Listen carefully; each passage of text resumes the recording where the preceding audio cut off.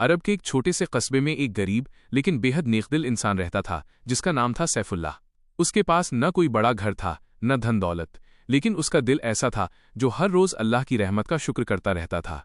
वो सुबह होते ही मस्जिद की ओर निकल पड़ता, पांचों वक्त की नमाज पढ़ता और अपने हलाल रोजी की तलाश में मेहनत करता। एक दिन ऐसा हुआ कि पूरे कस्बे पर जबरदस्त सूखा पड़ गया। कुएं सूख गए, खेत बंजर हो गए और लोग परेशानियों में डूबने लगे। ऐसे वक्त में सैफुल्लाह के पास एक छोटा सा खजूर का पेड़ था जो उसका एकमात्र सहारा था। उसी पेड़ से उसे थोड़े बहुत खजूर मिल जाते थे जिनसे घर का गुजारा चलता था, लेकिन सूखे की वजह से अब वो पेड़ भी सूखने लगा था। एक शाम वो नमाज पढ़ने के बाद अपने खजूर के पेड़ के पास बैठा बहुत गमगीन हो गया। उसने आसमान की तरफ नजर उठाई और अल्लाह से कहा, ऐ मेरे रब, मैं जानता हूं कि तू ही देने वाला है। अगर तू चाहे तो सूखे पेड़ में भी जान डाल दे। मैं तुझ पर ही भरोसा करता हूं। रात भर वो तड़पता रहा, लेकिन उसके दिल में यकीन की रोशनी कायम थी।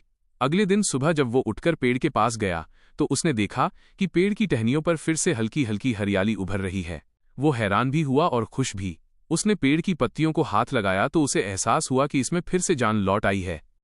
दिन बीतते गए और पेड़ फिर से हरा भरा हो गया। खजूर इतने उगने लगे कि सैफुल्लाह ने ना सिर्फ अपने घर का गुजारा किया बल्कि गरीबों और मिस्कीनों को भी खिलाया। पूरा कस्बा उसकी खुशहाली देखकर हैरान था। लोग पूछते, सैफुल्लाह ये कैसे हुआ?